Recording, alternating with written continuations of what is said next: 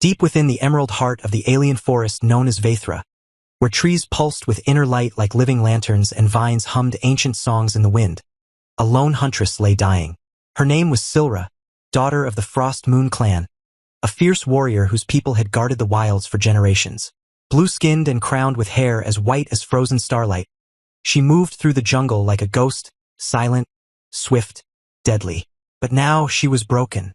A venomous serpent, its scales black as oil and eyes glowing crimson, had struck her thighs during a midnight patrol.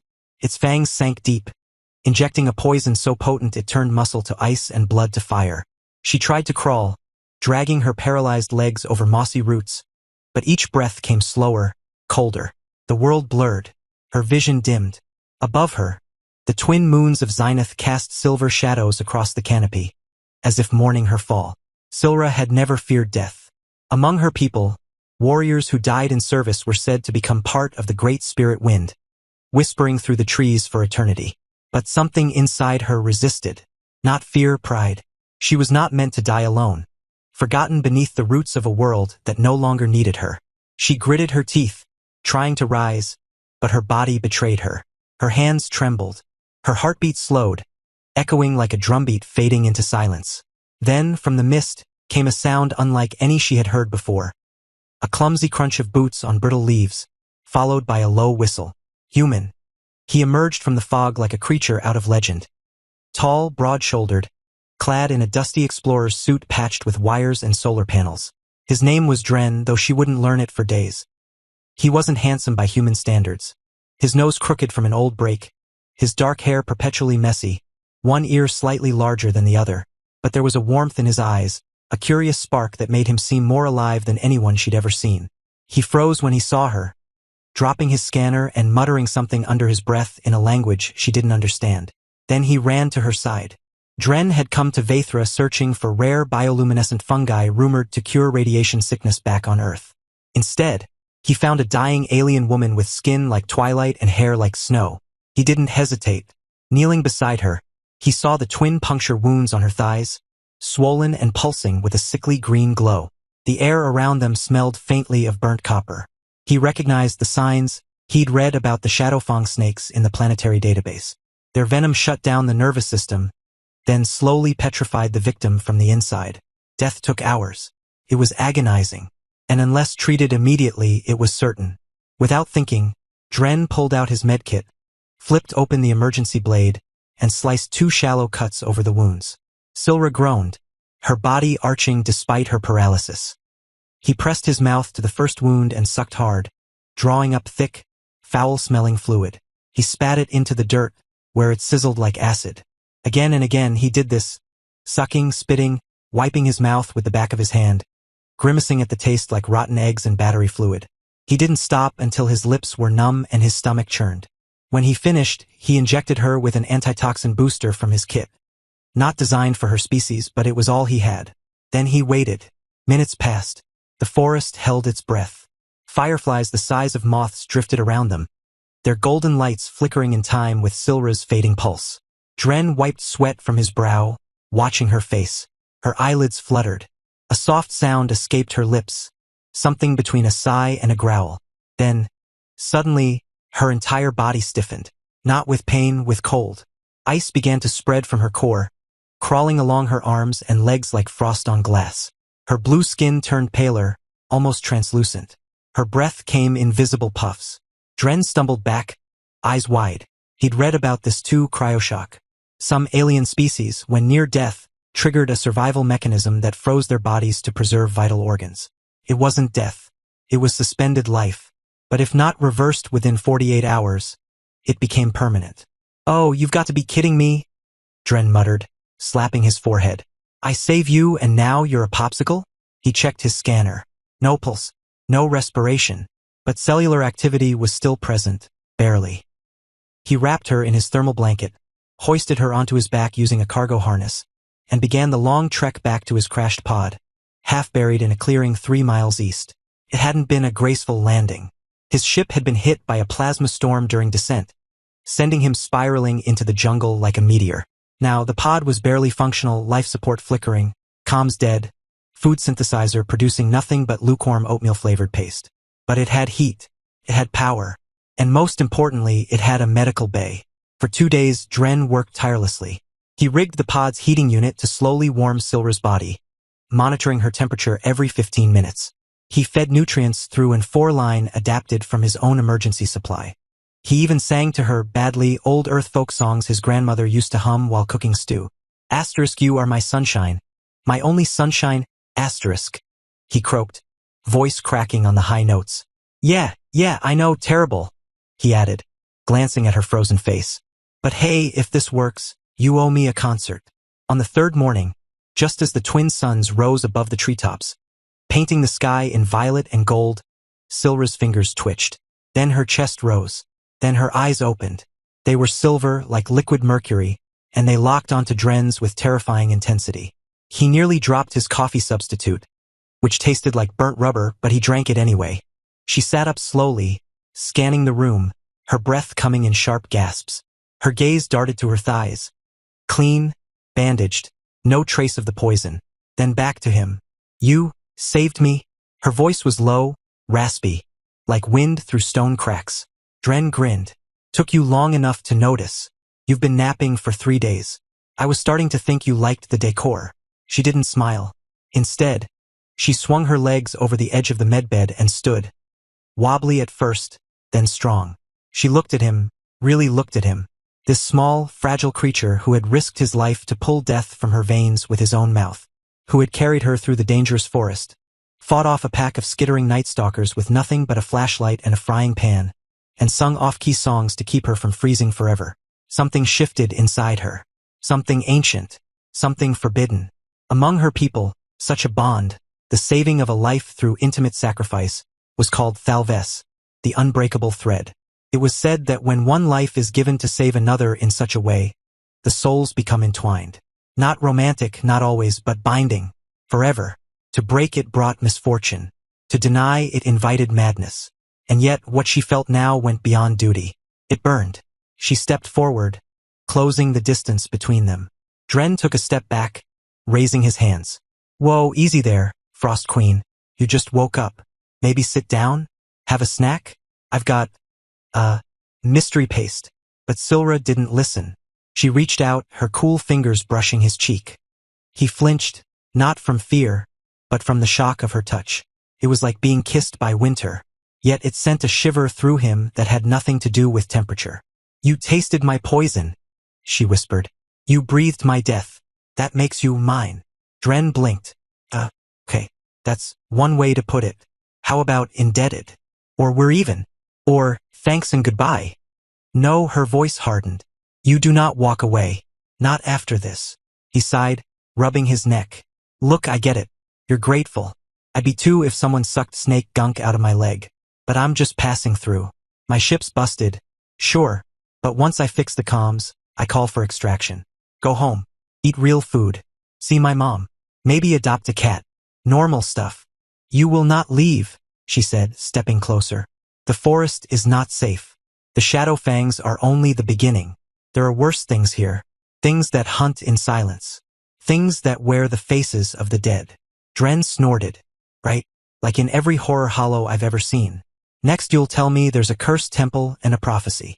There is, she said flatly. He paused. Okay, that's new.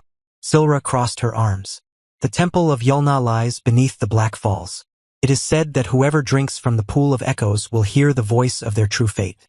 My clan has guarded it for centuries, but others seek it. The Ashen cult, they believe it grants immortality. They would kill us both without blinking. Dren groaned. Of course there's a cult. Why wouldn't there be? And let me guess. I'm the outsider foretold to awaken the ancient power or something. You are not foretold, she said. You are accidental. But your presence changes the balance. The spirits stir. The trees whisper your name. He stared at her. That's actually kind of creepy. And beautiful, she added softly. He blinked. Wait, what? But she turned away, walking to the pod's cracked viewport. Outside, the forest shimmered with morning light. Birds with iridescent wings soared between the trees. Somewhere a waterfall roared. Silra placed her palm against the glass. You think this is just a place. Jungle. Plants. Animals. But to my people, Veithra is alive. It feels, it remembers, and it knows you saved me. That means something. Dren scratched his head. So what? Now I'm stuck here playing hero in some alien fairy tale. No, she said, turning back to him. Now you stay, because I won't let you go. He laughed, nervous, disbelieving. You can't just decide that. I have rights. I have a return ticket. Well, I will have one, once I fix the damn transmitter. You could try to run, she said calmly. But I would find you. I am the best tracker in my clan. I can follow a scent through rain, through fire, through time itself. And if you escape the forest, the Ashen Cult will find you. They already know you're here. They saw your ship fall. Dren's smile faded. How? Smoke signals. From the mountain watchers. They report all fires to the cult. Your crash was a beacon. He groaned, slumping into a chair. Great. So I'm either trapped by a blue-haired warrior princess or hunted by fanatics. What's next? Giant spiders? Sentient mushrooms? As it happens, Silra said deadpan. The spore lords are sacred. They do not harm unless provoked. But yes, they are large. And they dislike loud noises. Dren buried his face in his hands. I miss Earth. I miss traffic. I miss bad Wi-Fi. Silra watched him, her expression unreadable. Then, slowly, she knelt before him, placing her hands on his knees. He looked up, startled. You think I am cruel, she said. But I do not wish to cage you. I wish to protect you. You are strange, soft, clumsy. You sing terribly. You eat paste like it's a delicacy. But you risked everything for me. A stranger, an enemy by your laws. And you did it without asking for anything in return. I asked for you to not freeze into a statue, he protested. She smiled just a little, the first time he'd seen it. It lit up her whole face, like moonlight breaking through clouds. And I thank you, but gratitude is not why I keep you. It is because when I was dying, you were the last thing I saw. And when I woke, you were the first. That is not chance. That is thread. Dren swallowed. I don't believe in fate. Then believe in me, she said. Stay. Learn the forest. Fight beside me. Survive. And maybe, one day you will want to stay not because I force you, but because you choose to. He wanted to argue. He wanted to stand up, grab his pack, and march into the jungle toward whatever rescue might come. But something held him. Maybe it was her eyes. Maybe it was the quiet strength in her voice. Or maybe it was the memory of her lying there, pale and still, while he sucked poison from her flesh, knowing he might die too. He exhaled. Fine, I'll stay, for now. But I'm not joining any cults. I'm not drinking from magic pools. And if we meet a talking tree, I reserve the right to make fun of it. Silra nodded. Agreed. But if the tree insults you first, you may not respond. Deal. They left the pod the next morning. Dren packed what little supplies remained. Energy bars, a water purifier, his lucky socks, holy, but he refused to throw them out, and his broken harmonica. Silra led the way, silent and swift, her bare feet making no sound on the moss. She wore a cloak woven from shadowvine fibers, and a belt lined with daggers carved from bone. Dren clomped behind her, tripping over roots, swearing at biting insects the size of his thumb. Why can't we just fly there? He grumbled, swatting at a buzzing creature shaped like a jellyfish with teeth. Because the sky is watched, she said. And your machines draw attention. We move like the wind, quiet, unseen. Easy for you to say. You're like a ninja. I'm more of a stompy guy. She glanced back, amused. You are loud, but you are also brave. That matters more. He grinned. Flattery will get you everywhere. They traveled for days, crossing rivers that glowed turquoise at night, climbing cliffs where crystals grew like flowers, and sneaking past ruins covered in moss and ancient carvings. Dren learned quickly. He stopped complaining about the bugs. He learned to spot danger, like the patch of ground that looked solid but was actually a trapdoor plant waiting to swallow prey whole. He even managed to catch a fish-like creature with his bare hands, earning a rare nod of approval from Silra.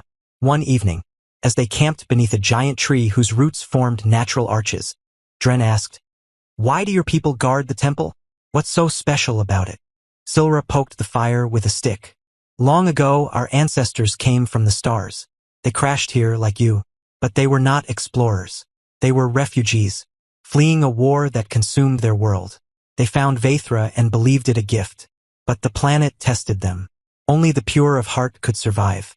The temple holds the last message from their leader, the truth of who we are and what we must protect. Protect from what? The ones who would use it. Power corrupts. Even knowledge. The Ashen cult wants the message not to honor it, but to control it. To bend the forest, the spirits, the very wind to their will. Dren frowned. Sounds like every dictator in history. Yes, she said. But here their magic is real. And dangerous. He leaned back, staring at the swirling constellations above. You know, back home we fight over land, money, religion. But we never really believed in magic. Just science. But this place, it's like both are true. Silra looked at him. Perhaps they always were. You just forgot how to see. He smiled. Maybe. Later that night, as he lay wrapped in his blanket, he heard her humming. A soft, melodic tune, unlike anything he'd ever heard. It sounded sad and beautiful, like a lullaby from another world. He closed his eyes, letting it wash over him. When he looked over, she was sitting by the fire, her white hair glowing in the flames, her silver eyes reflecting the light. He didn't know how long he watched her, but something inside him shifted. Not fear, not obligation, something warmer, deeper. The next morning they were attacked. It happened at dawn. A swarm of winged creatures, leathery, bat-like with needle teeth, descended from the mist. Silra shouted a warning, drawing her blades, but Dren was already moving. He grabbed a flare from his pack and fired it into the air. The bright red light startled the beasts, scattering them. One dove at him, claws outstretched. He ducked, rolled, and smashed it with his canteen. Nice aim, Silra called, slicing another mid-air. Thanks. Took bowling in college. They fought side by side, a strange pair, one born of stars and frost, the other of cities and coffee stains. But they moved together, instinctively covering each other, anticipating moves. When it was over, 5 creatures lay dead. The rest fled. Dren panted, leaning on his knees. Note to self. Add flying demon bats to list of reasons to hate alien planets. Silra wiped her blade clean. You fought well. For a human. High praise, he wheezed.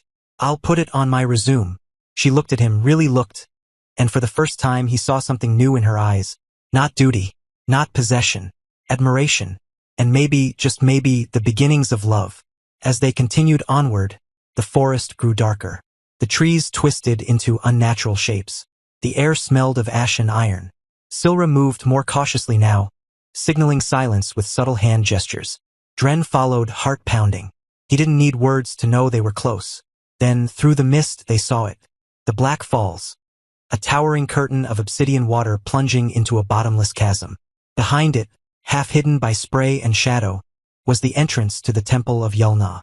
Carved from black stone, its archway bore symbols that pulsed faintly, like a slow heartbeat. Silra turned to Dren. This is it. The final test. If we enter, there is no turning back. The Ashen cult will come. They will stop at nothing. Dren looked at the falls, then at her. And if we don't go in, the forest dies, the balance breaks, and eventually, they find you anyway. He sighed. Well, when you put it that way. He reached out and took her hand. Her skin was cool, but her grip was strong. Then let's go ruin some cultists' day. She squeezed his hand, a real smile spreading across her face. And together, they stepped into the darkness behind the falls. The air behind the Black Falls was thick with mist and silence, as if the world had paused to hold its breath. The roar of the waterfall faded into a distant hum, replaced by a low, resonant vibration that pulsed through the stone beneath their feet. Dren's hand still gripped Silra's, not just for comfort but because he could feel her trembling.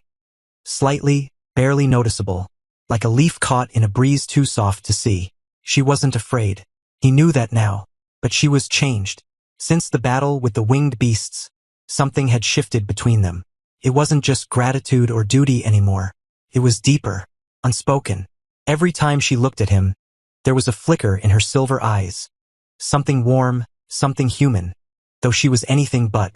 The tunnel widened into a vast cavern, its ceiling lost in shadow.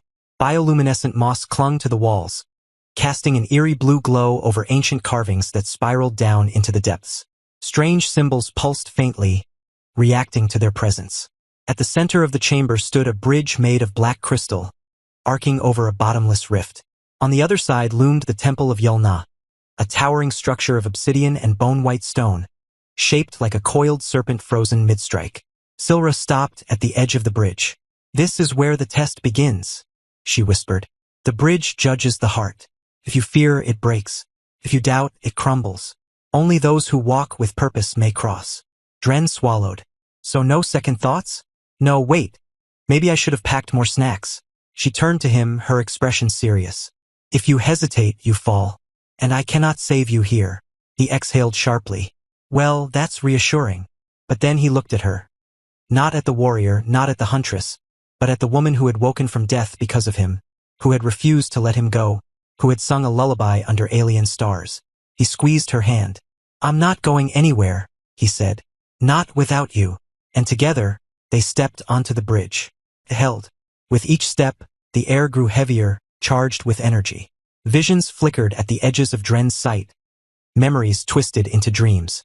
He saw himself back on Earth, walking away from the pod, leaving Silra behind. She called his name, but he didn't turn.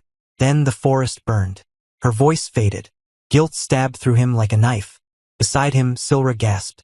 Her fingers tightened around his. He glanced at her and saw tears in her eyes. Tears that froze before they could fall, crystallizing into tiny beads of ice that shattered on the bridge. "You see it too?" he asked softly. She nodded. "The bridge shows what we fear most. For me, it is losing you. Not to death. To choice. To your world." Dren's chest ached. He hadn't realized how much she'd come to depend on him. Not as a prisoner, but as something real. Something irreplaceable. "I wouldn't leave," he said. "Not like that. You saved my life 100 times since we started this journey. With your knowledge, your strength, your weird alien sense of humor." She blinked. "I have humor? You laughed when I tried to eat that glowing mushroom and my lips turned purple. That was definitely laughter." A small smile touched her lips. "I thought you were dying." Same thing. They reached the other side. The temple doors groaned open on their own, revealing a long hall lined with statues. Tall, elegant figures with blue skin and white hair. Their faces serene, their hands folded over their chests. Ancestors. Guardians. At the end of the hall stood a pool of still, mirror-like water, the pool of echoes. Its surface reflected nothing. Not the ceiling, not the torches, not even their faces. Just darkness. Silra approached slowly, reverence in every step. This is where the truth lies. Whoever drinks from it hears the voice of their fate. But it comes at a price. The vision may drive you mad, or trap you forever in its echo. Dren crossed his arms. So naturally, someone has to do it. She turned to him. "No, I will go. This is my people's legacy. And if it kills you," he shot back. "What then?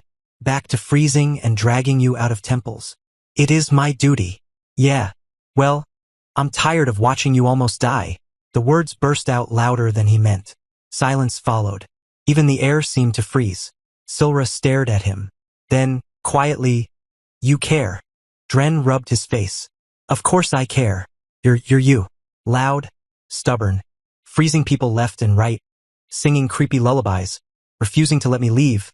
How could I not care? She stepped forward, closing the distance between them. Her hand rose, brushing his cheek. "Then let me do this. For both of us." He wanted to argue. He wanted to pull her back, to run, to forget the temple and the cult and the prophecy. But he saw it in her eyes, the same look he'd seen when she woke from cryosleep.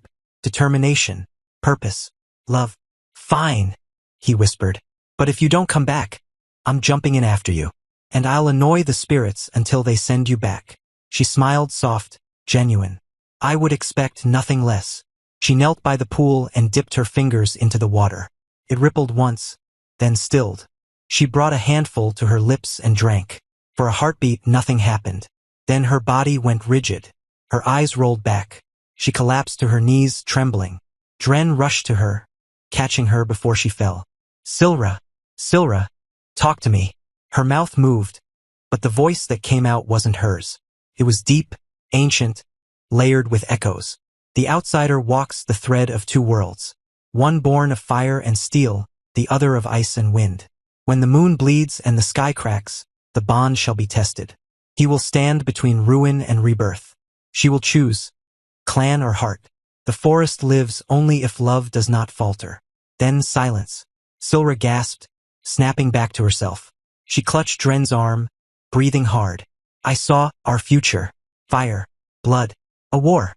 And you, standing in the middle of it, calling my name. Dren helped her up. Great, so we've got a prophecy now. Just what we needed. Before she could answer, the ground shook.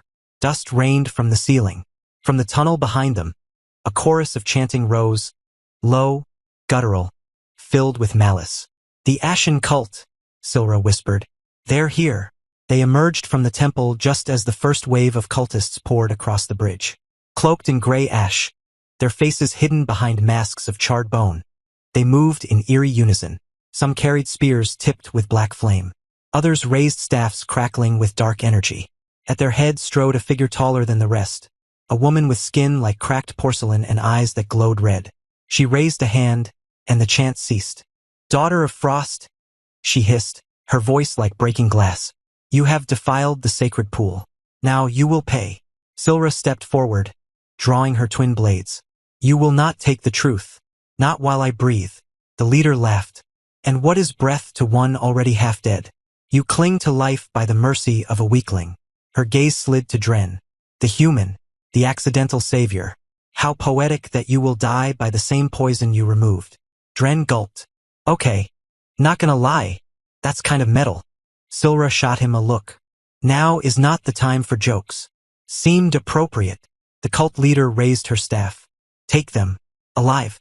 The pool must be drained. Their blood will open the final gate. The cultists surged forward. What followed was chaos.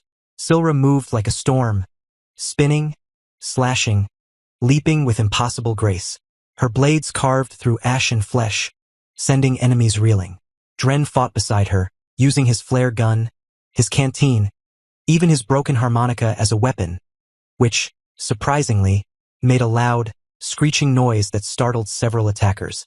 One cultist lunged at Silra from behind. Dren tackled him mid-leap, knocking them both into the chasm's edge. They wrestled, rolling dangerously close to the drop. The man snarled, pulling a dagger. Dren blocked it with his forearm, feeling the blade scrape bone. Pain flared, but he kicked upward, flipping the man over the edge. Note to self, he panted, clutching his bleeding arm. Stop being a hero. Silra appeared beside him, slicing down another attacker. You are hurt. I've had worse, he grunted. Remember the time I tripped into that sentient jellyfish pond? She didn't laugh. Instead, she tore a strip from her cloak and wrapped it tightly around his wound. You keep doing this, saving me, fighting for me. Why? He met her eyes. Because you're worth it. Even if you are bossy, cold-blooded, and won't let me leave. She stared at him. Then, in the middle of battle, she hugged him. It was brief, just a press of cool lips against his, but it stole his breath more than any fight ever could.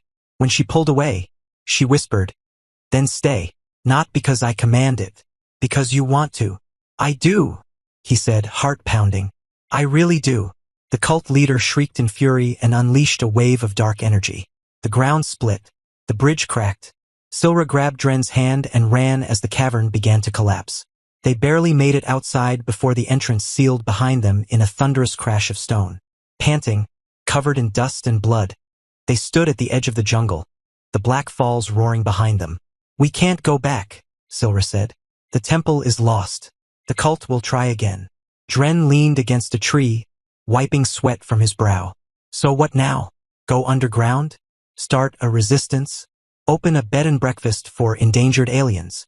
She looked at him, really looked, and for the first time he saw peace in her eyes. Now, she said, we find others. My clan still lives in the northern glades. They will help us, and together we protect Veithra. Not just the temple, not just the forest, but us. He smiled. So I'm officially part of the team?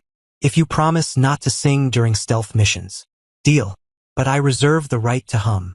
She rolled her eyes, but she was smiling.